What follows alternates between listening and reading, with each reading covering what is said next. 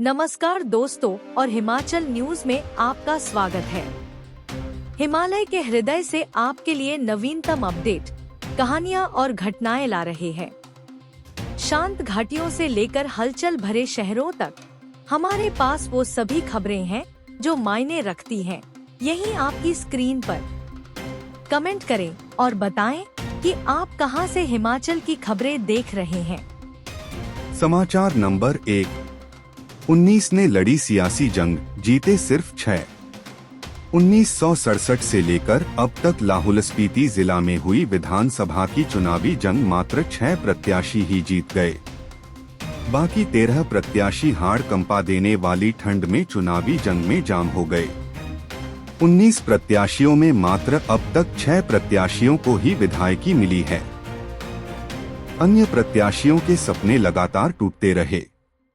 जो 6 प्रत्याशी चुनावी जंग लड़कर विधानसभा पहुंचे, उनमें से कुछ ने 3 बार और कुछ 2 बार चुनावी जंग को जीता है। यहां पर भाजपा, कांग्रेस के साथ साथ CPIM, HVC, बसपा, आप और आजाद LHMP प्रत्याशियों ने विधायक बनने के लिए चुनाव लड़ा, लेकिन एक बार स्वतंत्र प्रत्याशी और उसके बाद लगातार कांग्रेस और भाजपा के प्रत्याशी ही जीतते रहे। बता दें कि 1967 में पहला विधानसभा चुनाव हुआ था। उसमें 3 प्रत्याशी थे। उसमें आजाद प्रत्याशी देवी सिंह पहले विधायक बने थे। इसके बाद लता ठाकुर 1972 में कांग्रेस की पहली विधायक बनी थी। फिर कांग्रेस और भाजपा के बीच ही चुनावी टक्कर इस सीट पर देखी गई। 1967 से लेकर 2022 के विधानसभा चुनाव तक कुल 19 प्रत्याशियों ने चुनाव लड़ा, लेकिन इनमें 6 ही विधायक बन पाए। 1967 में पहले निर्दलीय विधायक देवी सिंह ठाकुर ने बने थे और उसके बाद लता ठाकुर, देवी सिंह ठाकुर, फुचोंग राय, डा रामलाल मार्कंडे, रघुवीर सिंह ठाकुर, रामलाल मार्कंडे, रवि ठाकुर, डा रामलाल मार्कंडे के बाद फिर रवि ठाकुर विधायक बने। 2 बार देवी सिंह, 3 बार डा रामलाल मार्कंडे, 2 बार रवि ठाकुर, एक बार लता ठाकुर, फुचोंग राय और रघुवीर सिंह विधायक बने। समाचार नंबर 2। वीरभद्र हो, धूमल या हो शांता, चुनावों में दिग्गजों को भी मिल चुकी है हार। पहाड़ की सियासत ने बड़े उलटफेर देखे हैं। पूर्व मुख्यमंत्री वीरभद्र सिंह, शांता कुमार, प्रेम कुमार धूमल और जयराम ठाकुर ऐसे बड़े नाम हैं, जिन्हें लोकसभा चुनाव में हार का सामना करना पड़ा था। इन दिग्गजों के अलावा पूर्व विधानसभा अध्यक्ष चौधरी श्रवण कुमार, कांग्रेस प्रदेशाध्यक्ष प्रतिभा सिंह, स्वास्थ्य मंत्री कर्नल धनी राम शांडिल और कृषि मंत्री चंद्र कुमार 2 या इससे ज्यादा बार लोकसभा का चुनाव हारे थे। राजनीतिक इतिहास में सबसे लंबी पारी खेलने वाले पूर्व मुख्यमंत्री वीरभद्र सिंह को 1977 में मंडी संसदीय क्षेत्र से 35,505 वोटों की बड़ी हार झेलनी पड़ी थी। उन्हें BLD के नेता गंगा सिंह ने इस चुनाव में हराया था। गंगा सिंह को 1,38,143 वोट मिले थे, तो वीरभद्र सिंह को 1,02,638 वोट पड़े थे। इससे पूर्व वीरभद्र सिंह महासू और मंडी सीट से 3 बार सांसद रह चुके थे। पूर्व मुख्यमंत्री शांता कुमार को लोकसभा के चुनाव में 2 बार हार का सामना करना पड़ा है। 1996 और 2004 में भाजपा के दिग्गज नेता को हार मिली थी। 1996 के लोकसभा चुनाव में शांता कुमार 37,524 वोटों से चुनाव हारे थे। उन्हें कांग्रेस के सत महाजन से यह हार मिली थी। इस चुनाव में सत महाजन को 2,63,817 वोट, जबकि शांता कुमार को 2,26,293 वोट मिले थे। पूर्व मुख्यमंत्री राजनीतिक पारी में दूसरा आम चुनाव 2004 में हारे। इस चुनाव में उनके सामने मौजूदा कृषि मंत्री चंद्र कुमार मैदान में थे। चंद्र कुमार ने शांता कुमार को 17,791 मतों के अंतर से हराया था। चंद्र कुमार ने इस चुनाव में 3,14,555 वोट हासिल किए थे, जबकि शांता कुमार को 2,96,764 वोट मिले थे। पूर्व मुख्यमंत्री प्रेम कुमार धूमल भी हार की गाज से बच नहीं पाए थे। उन्हें 1984 और 1996 में हार का सामना करना पड़ा था। 1984 में नारायण चंद ने प्रेम कुमार धूमल को 1,24,933 मतों के अंतर से पराजित किया था। इस चुनाव में नारायण चंद पराशर को 2,42,214 वोट मिले थे। पूर्व मुख्यमंत्री प्रेम कुमार धूमल को दूसरी मर्तबा सेवानिवृत्त मेजर जनरल विक्रम सिंह ने 1996 में पराजित किया। इस चुनाव में प्रेम कुमार धूमल को 15,113 वोटों के अंतर से हार का मुंह देखना पड़ा था। मेजर जनरल विक्रम सिंह को 2,43,039 वोट मिले थे, जबकि प्रेम कुमार धूमल को 2,27,926 वोट हासिल कर पाए थे। पूर्व मुख्यमंत्री जयराम ठाकुर भी मंडी संसदीय क्षेत्र से उपचुनाव में एक हार झेल चुके हैं। 2013 में हुए उपचुनाव में प्रतिभा सिंह ने उन्हें हराया था। प्रतिभा को इस चुनाव में 3,53,492 वोट मिले थे, जबकि जयराम ठाकुर को 2,16,765 वोट मिल पाए थे। दोनों के बीच जीत और हार का अंतर 1,36,727 वोट का था। प्रतिभा सिंह को 2 बार मिली हार। कांग्रेस प्रदेशाध्यक्ष प्रतिभा सिंह मंडी संसदीय क्षेत्र से 2 बार चुनाव में हार का मुंह देख चुकी हैं। प्रतिभा सिंह को 1998 के लोकसभा चुनाव में प्रतिभा सिंह को भाजपा के महेश्वर सिंह ने 1,31,832 मतों के अंतर से हराया था। इस चुनाव में महेश्वर सिंह को 3,25,929 वोट, जबकि प्रतिभा सिंह को 1,72,338 वोट मिले थे, जबकि दूसरी बार लोकसभा चुनाव में भाजपा के रामस्वरूप शर्मा ने प्रतिभा सिंह को 39,856 वोट के अंतर से हराया था। स्वास्थ्य मंत्री कर्नल धनी राम शांडिल 2009 और 2019, कृषि मंत्री चंद्र कुमार को 2009 और 2014 में हार का सामना करना पड़ा था। श्रवण कुमार भी 2 बार पराजित। कांगड़ा की राजनीति के बड़े चेहरे चौधरी श्रवण कुमार को हार का सामना करना पड़ा था। 1980 के लोकसभा चुनाव में उन्हें 30,930 वोट के अंतर से हार का सामना करना पड़ा था। उन्हें 1,18,016 वोट, जबकि विक्रम चंद महाजन ने 1,48,946 वोट हासिल किए थे। 1984 में कांग्रेस की चंद्रेश कुमारी ने श्रवण कुमार को 1,17,433 वोटों के अंतर से हराया। चंद्रेश कुमारी को 2,32,287 मत हासिल किए थे, जबकि श्रवण कुमार को 1,14,854 वोट हासिल किए थे। इसके बाद श्रवण कुमार ने पालमपुर से चुनाव लड़ा।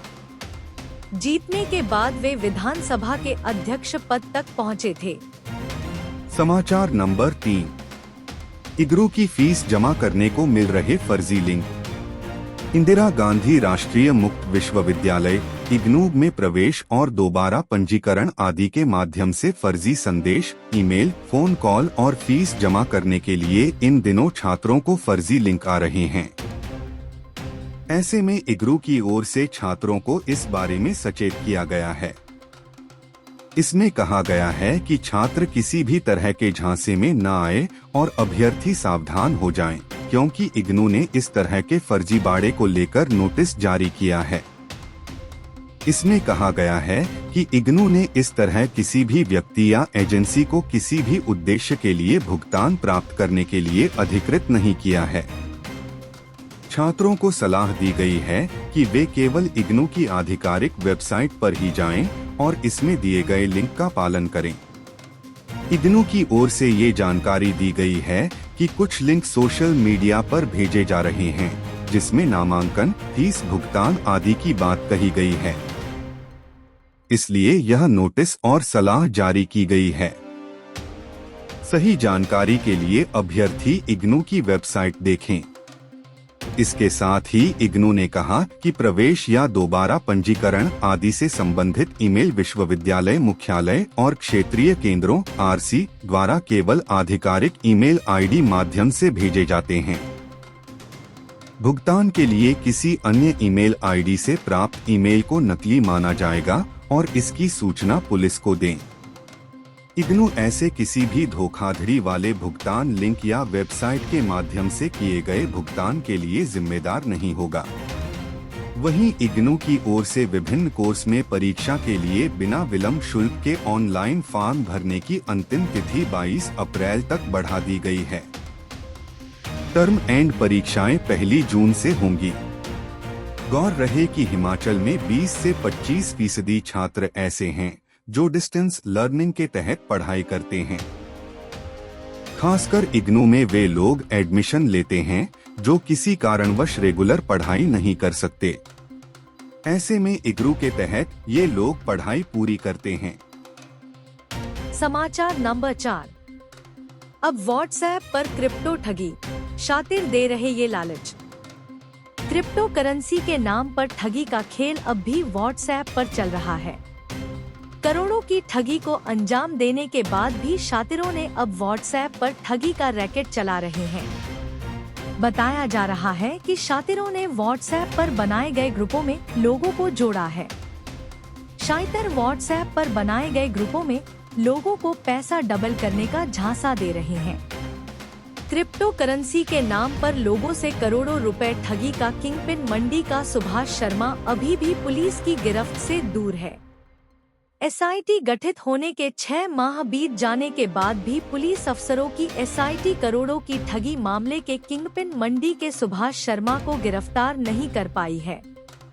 क्रिप्टो करेंसी के नाम पर लोगों से करोड़ रुपए ठगने वाले शातिरों ने हिमाचल के अलावा बाहरी राज्यों में भी संपत्ति बनाई है। क्रिप्टो करेंसी ठगी मामले में कई अहम साक्ष्य एसआईटी के हाथ लगे हैं। करोड़ों के इस क्रिप्टो करेंसी ठगी मामले में अफसरों और कर्मचारियों ने पैसा लगाया है। बताया जा रहा है कि इस रैकेट के सरगनाओं ने सबसे पहले नेताओं और बड़े अधिकारियों को ही जाल में फंसाया। उसके बाद धीरे धीरे ठगों की चेन बढ़ती गई।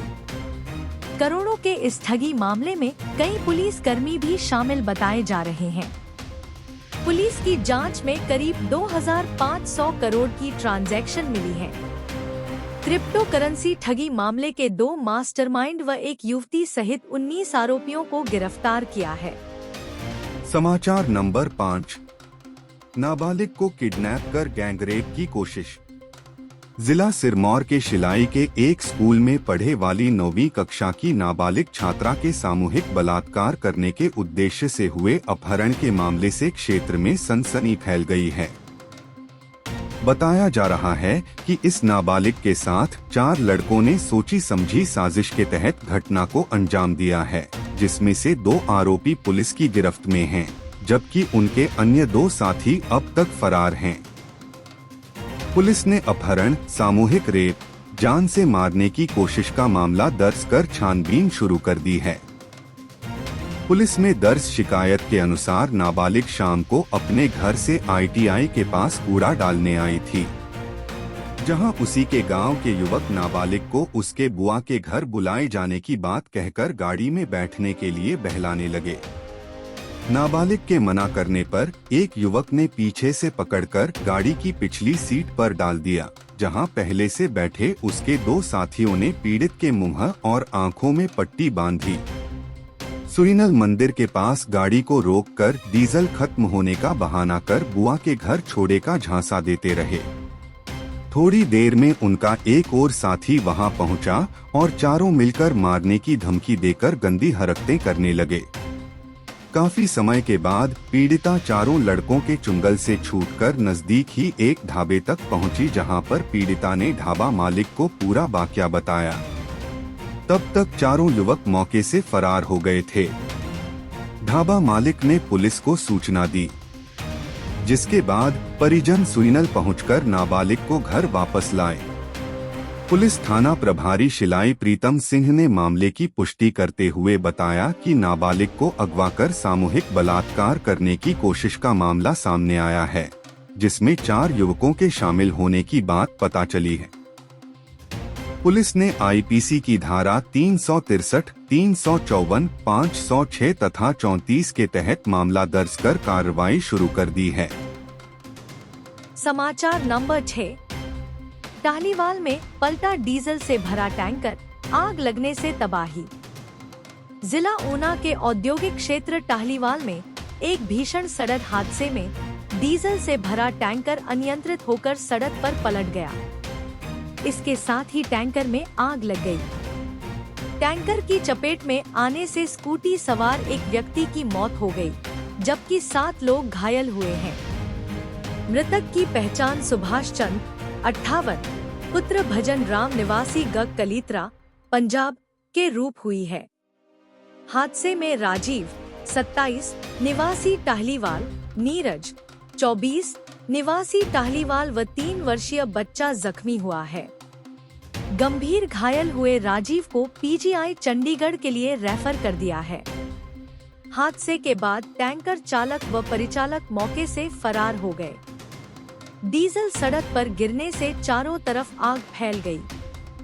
आग की चपेट में सड़क किनारे स्थित 4 दुकानें, एक मकान, एक कार, 2 रेहड़ीपान, एक मोटरसाइकिल आने से भयंकर तबाही मच गई। इस अग्निकांड में करीब 90 लाख रुपए की संपत्ति का नुकसान हुआ है। डीजल में लगी आग से धुएं के गुब्बार आसमान छू रहे थे। इस भयानक मंजर को देख हर कोई सन्न रह गया। ऊना, टाहलीवाल व नंगल फायर ब्रिगेड की टीमों ने मौका पर पहुंचकर कड़ी मशक्कत से करीब 1 घंटे के बाद आग पर काबू पाया। सूचना मिलते ही एसडीएम राजीव ठाकुर, नायब तहसीलदार हरोली व कानूनगो सहित अन्य प्रशासनिक अधिकारी घटना स्थल पर पहुंच गए तथा राहत व बचाव कार्य का जायजा लिया। पुलिस ने इस संबंध में टैंकर चालक के खिलाफ मामला दर्ज कर जांच आरंभ कर दी है। प्रत्यक्षदर्शियों के अनुसार रविवार दोपहर करीब 2 बजे डीजल से भरा टैंकर लालूवाल की तरफ से आया, जो कि संतोषगढ़ की तरफ जा रहा था। अचानक तीखी उतराई पर टैंकर की ब्रेक फेल हो गई। ब्रेक फेल होने के चलते टैंकर चालक करीब 1 किलोमीटर तक तो टैंकर को ले आया, लेकिन टाहलीवाल चौक पर टैंकर पलट गया और टैंकर 50 से 100 मीटर तक सड़क पर घिसटते हुए एक गाड़ी पर जा गिरा। इस दौरान सड़क पर डीजल फैल गया और भयानक आग लग गई। दुकानदारों ने जैसे तैसे भागकर अपनी जान बचा ली, लेकिन सामान राख हो गया। छुट्टी न होती तो हो सकता था बड़ा हादसा। औद्योगिक क्षेत्र होने के चलते टाहलीवाल चौक पर हर समय भारी भीड़ रहती है, लेकिन रविवार होने के चलते छुट्टी थी। अगर उक्त हादसा संडे के अलावा किसी और दिन होता तो नुकसान ज्यादा हो सकता था। हादसे की जांच शुरू। उपायुक्त जतिन लाल ने कहा कि पीड़ितों को राहत देने के लिए प्रशासन ने प्रभावी कदम उठाए हैं। हादसे की जांच के भी आदेश जारी किए हैं। वहीं एसपी राकेश सिंह ने कहा कि टाहलीवाल दुर्घटना मामले में पुलिस ने एफआईआर दर्ज कर ली है। मामले की जांच कर कार्रवाई अमली में लाई जा रही है। अनुराग ठाकुर ने किया घटनास्थल का दौरा। केंद्रीय मंत्री अनुराग ठाकुर ने टाहलीवाल में हुए अग्निकांड पर दुख व्यक्त किया है। अनुराग ठाकुर ने घटनास्थल का दौरा किया और पीड़ितों से मुलाकात की। उन्होंने पीड़ितों को ढांढस बंधाया। वहीं प्रशासन से पीड़ितों को अधिक से अधिक मदद करने के भी निर्देश दिए। समाचार नंबर 7। बेईमानी जोड़ तोड़ को मिलेगा करारा जवाब। मुख्यमंत्री सुखविंदर सिंह सुक्खू ने कहा है कि भाजपा ने बेईमानी और जोड़ तोड़ का नया रिवाज चलाने की कोशिश की है और इसका हिमाचल के लोग करारा जवाब चुनाव में देंगे। उन्होंने कहा कि कांग्रेस का एक एक कार्यकर्ता भाजपा की धनबल की राजनीति को हराने के लिए एकजुट हो गया है। हिमाचल में ईमानदारी और जनसेवा की परंपरा है। इसे भाजपा ने बेईमानी और जोड़ तोड़ से तोड़ने की कोशिश की है। मुख्यमंत्री सुखविंदर सिंह सुक्खू ने यह बात प्रियंका गांधी वाड्रा के ट्वीट के जवाब में कही है। उन्होंने कहा कि लोकसभा चुनाव में जनबल की जीत होगी और धनबल की हार होगी। मुख्यमंत्री सुखविंदर सिंह सुक्खू ने कहा कि सरकार गोसेवा के प्रति पूरी श्रद्धा से समर्पित है। गोसदनों में आश्रित गौओं की बेहतर देखरेख के लिए गोवंश को दी जाने वाली अनुदान राशि को 700 रुपए से बढ़ाकर 1200 रुपए किया गया है। मुख्यमंत्री की यह प्रतिक्रिया ठीक उस समय आई है जब प्रदेश में गोमांस को लेकर विवाद छिड़ा हुआ है। विक्रमादित्य सिंह ने गोमांस को लेकर एक विवादित टिप्पणी की है। इस टिप्पणी के बाद प्रदेश में सियासी माहौल गरमाया हुआ है। मुख्यमंत्री सुखविंदर सिंह सुक्खू ने कहा कि धनबल से सरकार को गिराने के जो प्रयास किए जा रहे हैं वे कभी कामयाब नहीं होंगे। राज्य सरकार जनबल से चुनाव जीतेगी। आज हिमाचल लौटेंगे मुख्यमंत्री। मुख्यमंत्री सुखविंदर सिंह सुक्खू दिल्ली का दौरा खत्म कर हिमाचल वापस लौट रहे हैं। मुख्यमंत्री सोमवार सुबह 9:15 बजे गगल एयरपोर्ट पर उतरेंगे और यहां से सड़क मार्ग के माध्यम से नादौन जाएंगे। मुख्यमंत्री अपने गृह क्षेत्र में जनसभा को संबोधित करेंगे। उनका रात्रि विश्राम नादौन में ही होगा। 9 से 12 अप्रैल तक मुख्यमंत्री हमीरपुर में ही रहेंगे। इस दौरान नादौन और हमीरपुर विधानसभा समेत आसपास के क्षेत्रों में उनके कार्यक्रम होंगे। समाचार नंबर 8। देश की मंडियों में विदेशी सेब की धूम। इस समय देश के बाजारों में हिमाचल और कश्मीर का सेब 200 रुपए किलो बिक रहा है, जबकि चाइना का फ्यूजी सेब 350 रुपए किलो बिक रहा है, जो सबसे महंगा भी है। अमेरिका का सेब बाजार में इन दिनों 300 रुपए किलो बिक रहा है। देश को मंडियों में इस समय 18 से 20 देशों से सेब पहुंच रहा है, जिसमें अमेरिका से वॉशिंगटन एप्पल, दक्षिण अफ्रीका से फेन गाला एप्पल बहुत मात्रा में पहुंच रहा है। सेब पर 50% आयात शुल्क रखा गया है। इसके बावजूद भी सेब विदेशों से पहुंच रहा है। हिमाचल और कश्मीर के बागबानों ने विदेशी सेब पर 100% आयात शुल्क की मांग केंद्र सरकार से उठाई है, ताकि देश के बाजार में देश का हो सेब बिक सके।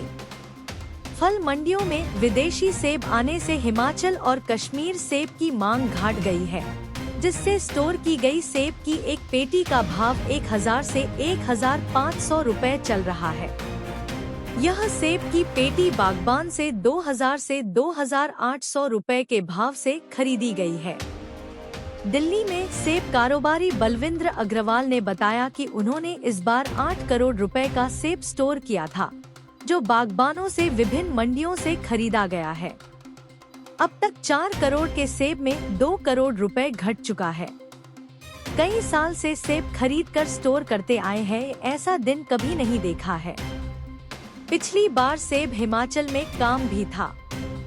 रोहडू से बागबान व सेब कारोबारी सुधीर चौहान ने बताया कि पिछली बार बाजार में अधिक सेब नहीं बिका, जिसे कारोबारियों ने स्टोर कर दिया। सेब में अधिक रस्टिंग थी। प्रतिस्पर्धा में कारोबारियों ने रस्टिन वाला सेब भी स्टोर के लिए खरीद लिया, जिसके कारण 50% सेब स्टोर में ही हिमाचल और कश्मीर का सड़ गया। उन्होंने भी 50 लाख का सेब खरीदा था, जिसमें 20 लाख रुपए से अधिक घट गया। संयुक्त किसान मंच संयोजक हरीश चौहान ने बताया कि सेब पर जब आयात शुल्क 100% होगा तभी हिमाचल और कश्मीर के सेब को संरक्षण मिलेगा।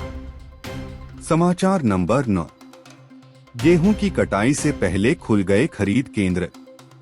प्रदेश में किसानों से गेहूं की फसल खरीदने के लिए गेहूं खरीद केंद्र खोल दिए हैं, लेकिन अभी तक खेतों में किसानों ने गेहूं की फसल की कटाई शुरू नहीं की है। अधिकतर जगहों पर 13 अप्रैल तक या फिर उसके बाद ही गेहूं की कटाई शुरू होगी। कई जगहों पर गेहूं की फसल पक चुकी है, लेकिन अधिकतर जगहों पर अभी गेहूं की फसल नहीं पकी है। गेहूं की फसल पकने के बाद ही खेतों में किसान गेहूं की कटाई शुरू करेंगे। प्रदेश में किसानों से गेहूं की फसल खरीदने के लिए विभाग की ओर से तैयारियां पूरी कर ली गई हैं। प्रदेश में किसानों से गेहूं की फसल खरीदने के लिए गेहूं खरीद केंद्र 4 अप्रैल से खोल दिए गए हैं। अब तक 127 किसानों ने गेहूं की फसल बेचने के लिए विभाग के पोर्टल पर पंजीकरण करवाया है। 127 में से 18 किसानों को विभाग की ओर से गेहूं की फसल बेचने के लिए टोकन जारी किए हैं। राज्य नागरिक आपूर्ति निगम द्वारा किसानों से गेहूं की फसल की खरीद की जाएगी। विभाग द्वारा 10,000 मीट्रिक टन गेहूं की फसल खरीदने का लक्ष्य तय किया है। प्रदेश में किसानों से गेहूं की फसल की खरीद करने के लिए 10 गेहूं खरीद केंद्र बनाए हैं, जिसमें अनाज मंडी फतेहपुर, मीलवा, इंदौरा, रियाली, नगरोटा, बगवा, टांडा, कोहली जिला कांगड़ा, धौलाकुआं, पावंटा साहिब जिला सिरमौर, मार्केट यार्ड नालागढ़, मलपुर बद्दी जिला सोलन तथा मार्केट यार्ड तकारला व रामपुर जिला ऊना शामिल है। इन मंडियों के माध्यम से किसानों से गेहूं फसल की जाएगी। एक मोबाइल नंबर पर एक बार पंजीकरण। प्रदेश में किसानों को न्यूनतम समर्थन मूल्य 2,275 रुपए प्रति क्विंटल तय किया है। किसानों को पोर्टल पर जाकर अपनी फसल का ब्यौरा भरने के बाद किसानों का गेहूं की फसल बेचने के लिए पंजीकरण करना होगा। प्रदेश के किसान खाद्य आपूर्ति विभाग के पोर्टल पर ऑनलाइन पंजीकरण करवाने के बाद किसानों को गेहूं की फसल बेचने के लिए टोकन नंबर और तिथि बताई जाएगी। पोर्टल पर बताई गई तिथि के अनुसार किसान गेहूं खरीद केंद्र में जाकर टोकन नंबर के साथ अपनी फसल बेच पाएंगे। एक मोबाइल नंबर पर एक ही पंजीकरण संभव है। समाचार नंबर 10। हिमालयन यूनियन ने गद्दी शब्द जोड़े को भरी हुंकार। हिमाचल प्रदेश के सबसे प्राचीन व समृद्ध गद्दी समुदाय की 6 उपजातियों के समूह हिमालयन गद्दी यूनियन ने अपनी वर्षों पुरानी मांग को अब तक पूरा न होने पर रविवार को धर्मशाला की तपोभूमि में द्वितीय महासम्मेलन से बड़ी हुंकार भरी है। धर्मशाला सिद्धबाड़ी के जोरावर सिंह मैदान में यूनियन के पदाधिकारियों ने एक मंच में आवाज बुलंद करते हुए कहा कि 75 वर्षों से उन्हें उपेक्षा का शिकार बनाया जा रहा है। गद्दी समुदाय की 6 उपजातियों में सिप्पी, धोगरी, रिहाड़े, वाड़ी, हाली व लोहार को गद्दी शब्द से वंचित रखा जा रहा है, जो कि मात्र राजस्व भू-अभिलेख त्रुटि है। उन्होंने कहा कि मात्र राजनीतिक लाभ के लिए बड़ी जनसंख्या व वोट बैंक के लिए गद्दी समुदाय की उपजातियों का इस्तेमाल किया जाता रहा है। हिमालयन गद्दी यूनियन के राज्य अध्यक्ष मोहिंद्र सिंह ने कहा कि गद्दी समुदाय की 6 वंचित उपजातियों के साथ राजस्व अभिलेख में गद्दी शब्द जुड़ा है, जो कि बाद में हटाया गया है। 1867 के कांगड़ा के गजट में गद्दी शब्द जुड़ा है। इसके बावजूद दशकों से मांग उठाए जाने पर दर्जनों बार जांच भी करवाई गई, जिस पर सभी रिपोर्ट में गद्दी शब्द जुड़ा सही पाया गया है। इसके बाद भी मांगों पर गंभीरतापूर्ण तरीके से विचार नहीं हो रहा है। प्रदेशाध्यक्ष ने कहा कि पिछली सरकार से 19 बार मिले हैं, जबकि इस बार की वर्तमान सरकार से 4 बार मिल चुके हैं। मांग को बार बार अनसुना कर दिया गया है। उन्होंने ऐलान किया कि इस बार उपजातियों से उम्मीदवार लोकसभा व विधानसभा के उपचुनावों में उतरने के लिए उन्होंने भी तैयारी कर ली है। उन्होंने राजनीतिक दलों से टिकट देने का भी तपोवन के मैदान में आह्वान किया। उन्होंने कहा कि कांगड़ा चंबा की 17 विधानसभा सीटों में बड़ी संख्या में वंचित उपजातियों के लोग रहते हैं। ऐसे में इसका प्रभाव आगामी समय में भी चुनावों में देखने को मिलेगा। प्रदेशाध्यक्ष मोहिंद्र सिंह ने कहा कि पिछले 23 वर्षों से लगातार मांग को जोर शोर से उठाया जा रहा है। मोहिंद्र सिंह ने कहा कि चौधरी व गोरखा सहित अन्य सभी समुदाय अपनी अपनी एक ही श्रेणी में आते हैं, जबकि गद्दी समुदाय को टुकड़ों में क्यों बांट दिया गया है। हिमाचल न्यूज पर अभी बस इतना ही। पहाड़ों की भूमि के बारे में अधिक अपडेट और अंतर्दृष्टि के लिए हमारे साथ बने रहें। याद रखें, हिमाचल की सभी चीजों के लिए हमने आपको कवर कर लिया है। अगली बार तक अलविदा।